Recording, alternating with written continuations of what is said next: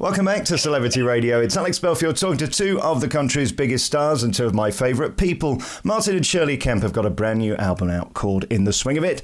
It's out now, and I'm delighted to say they join us today. How are you guys? I'm very well. How are you? I'm not bad for my age, but not as good as you, Martin. I mean, you've got the perfect life, really. You've got a beautiful wife, you've got a son who loves you, you've got it all going on, really, and so much to talk about. Congratulations. Thank you very much. I'm a lucky man. I'm telling you, you've both had incredible lives, but let's start with you first, Shirlie. I mean, can you ever remember a time when your life wasn't extraordinary? You've always been surrounded by completely incredible people, haven't you? Yeah. I mean, not that I'm kind of thinking, I must find some extraordinary, incredible people.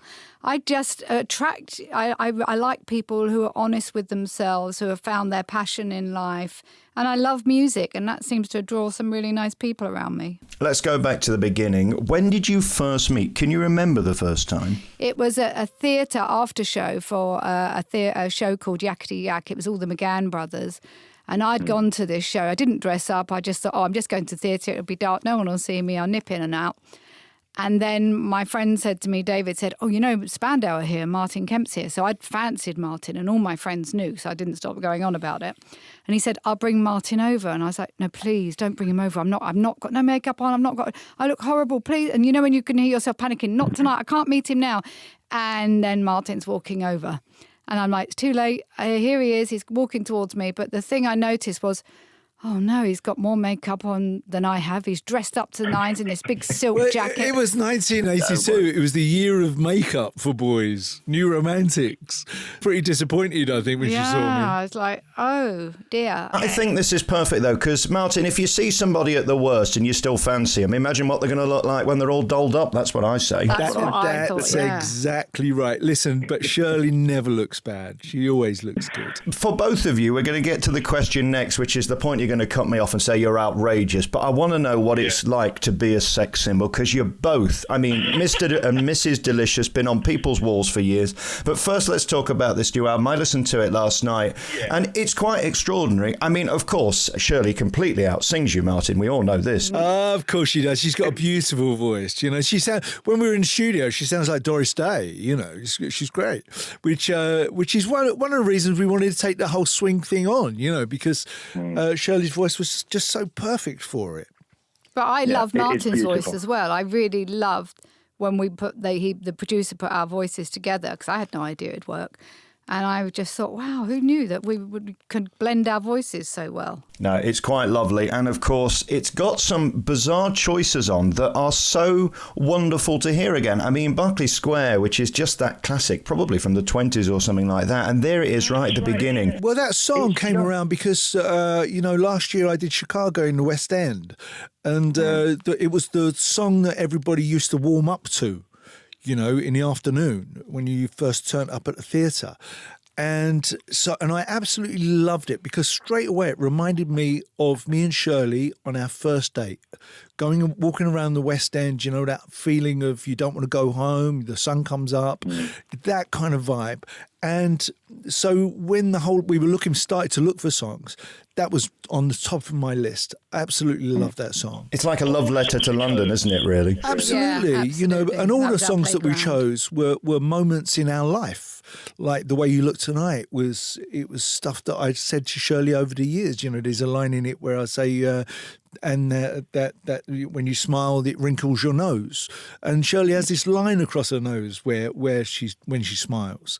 And so everything was kind of perfect. You do seem, I said at the beginning of this interview, to have a dream life, and I'm sure there's ups and downs and happiness and sadness and all of that stuff. But to find a best friend and a lover at the same time must be incredible, and especially in show business, because when you're surrounded by people of, well, let's say great temptation, I mean, there's a lot of attractive people. I mean, you were in Chicago with my mate Maz Murray. They don't get better than that. That's right, Maz, yeah. And you know, all day long, there you are around people, yet you've still always stayed loyal to each other. How do you do that? You should write a book on that, because it's not easy to survive show business sane. You have to have two things. You have to have love, and then you have to have friendship. Would you ruin those two things? Of course not. I wouldn't ruin a friendship with my best friend.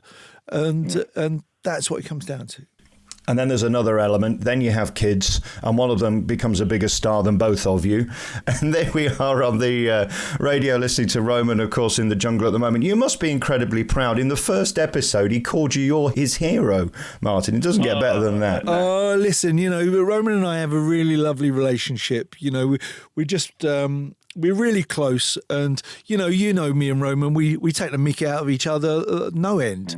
Like you watched the song Gogglebox together recently over the past few months, and we banter with each other, and we're just like best mates. So I love him dearly, and I have to say, when I was watching that episode, and I was actually tucked up in bed at that point with the TV on in the bedroom, and it brought a tear to my eye when he said that. And of course, the programme continues on Channel 4. It's obvious now it's going to be Martin and Shirlie. Roman's going to be too big, successful and busy.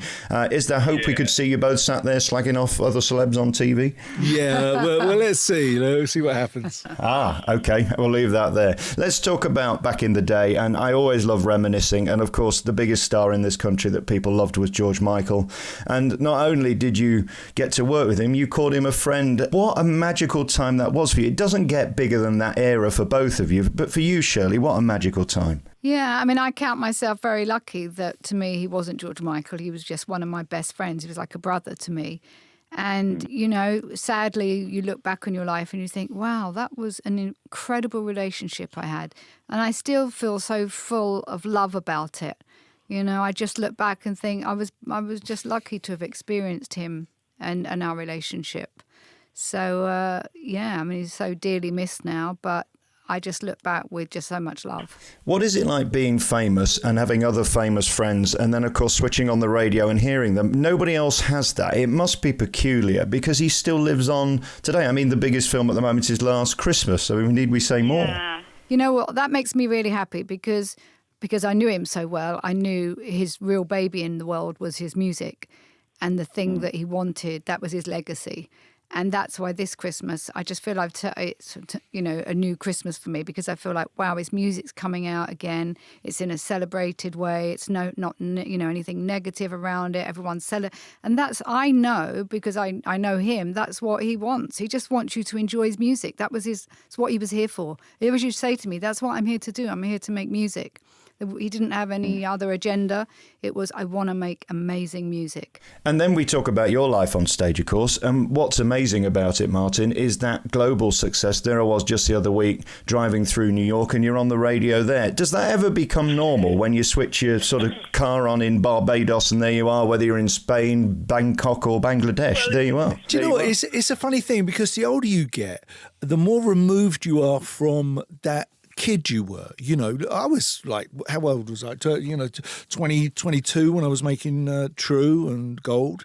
And so, every 7 years of a human being, you replace every cell in your body.